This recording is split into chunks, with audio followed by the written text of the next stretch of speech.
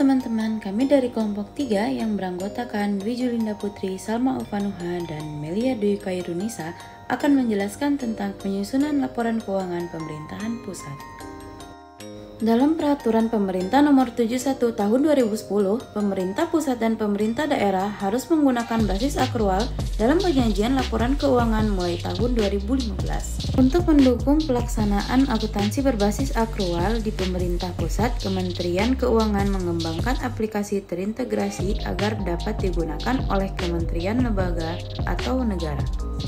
Sistem aplikasi akuntansi instansi berbasis akrual atau disebut SAIBA untuk digunakan dalam penyusunan laporan keuangan kementerian, negara, atau lembaga.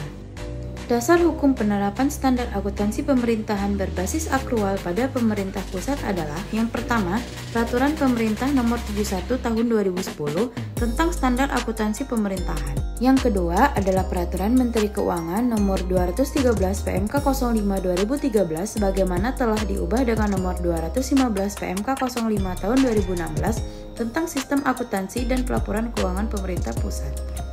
Pengembangan aplikasi SAIBA berpedoman pada SAP, kebijakan akuntansi, sistem akuntansi, dan bagan akuntan standar pada gambar menunjukkan bahwa pengaturan pada standar akuntansi diikuti dengan penetapan kebijakan akuntansi dan proses disesuaikan dengan sistem akuntansi pada pemerintah pusat.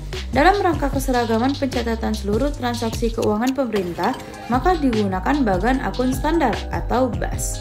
Secara garis besar, proses akuntansi terbagi menjadi 3, yaitu pertama, saldo awal, yang kedua, transaksi DIPA dan devisi DIPA, yang ketiga, transaksi periode berjalan.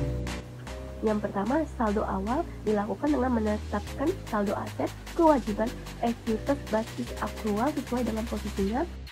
2. Transaksi DIPA. Daftar isian pelaksanaan anggaran ditetapkan sebelum tahun anggaran dan mulai berlaku efektif sejak tahun anggaran.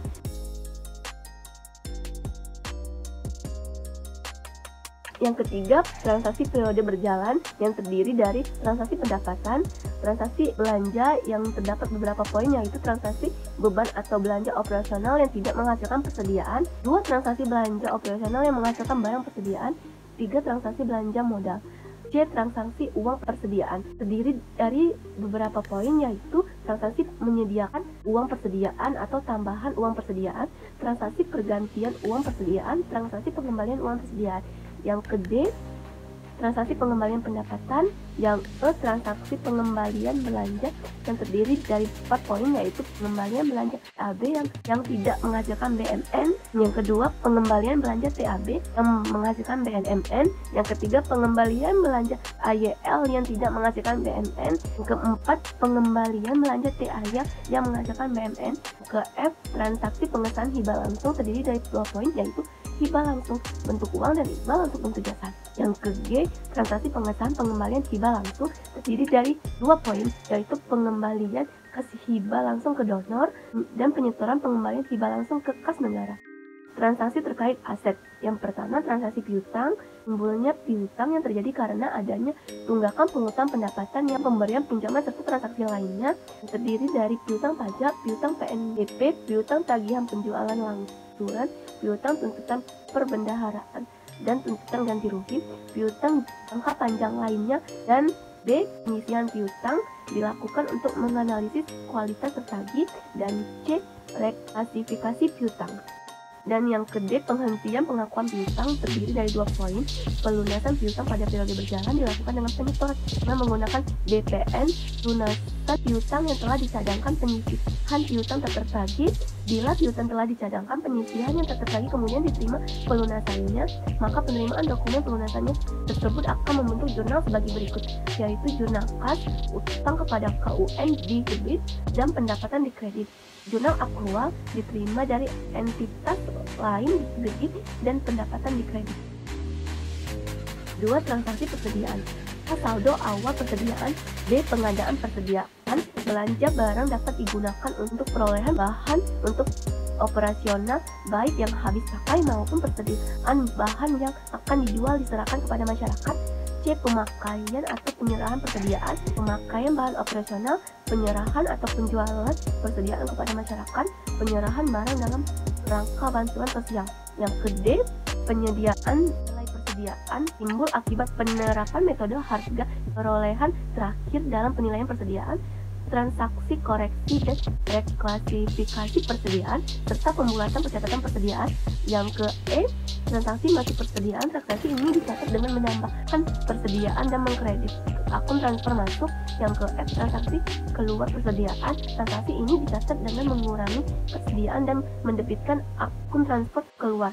Yang ke G, hibah masuk persediaan. Yang ke H, hibah keluar persediaan. Yang ke I, persediaan utang atau rusak. Yang ke J, opname fisik persediaan. Selanjutnya, yang ketiga ialah transaksi aset tetap atau aset lainnya, yaitu 1.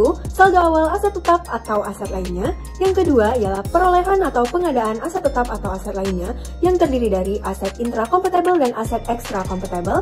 Lalu, yang ketiga ialah perolehan atau pengembangan konstruksi dalam pengerjaan, penyelesaian KDP, transfer masuk aset tetap atau aset lainnya, transfer keluar aset tetap atau aset lainnya, penghentian aset tetap dari penggunaan, penggunaan kembali aset tetap atau aset lainnya, hibah masuk aset tetap atau aset lainnya, hibah keluar aset tetap atau aset lainnya, rampasan atau sitaan aset tetap atau aset lainnya, penyusutan dan amortisasi aset tetap atau aset lainnya, penghapusan aset tetap atau aset lainnya.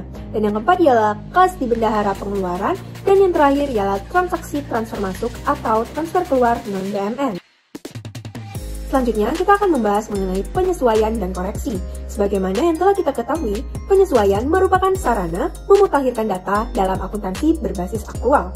Dengan penyesuaian, pendapatan dapat disajikan sesuai dengan nilai pendapat yang sesungguhnya, yaitu semua hak yang sudah diterima maupun yang belum diterima. Penyesuaian untuk periode yang lebih pendek dapat dilakukan dengan penyajian yang lebih wajar, yaitu antara lain A. Pendapatan diterima di muka, pendapatan yang masih harus diterima, belanja dibayar di muka, belanja yang masih harus dibayar, penyisihan piutang, penyusutan dan amortisasi, kas lainnya di bendahara pengeluaran, kas di bendahara penerimaan, reklasifikasi piutang, kas lainnya di bendahara penerimaan, persediaan, kelebihan pembayaran pajak atau PNBP, uang muka belanja, dan terakhir ialah hibah langsung.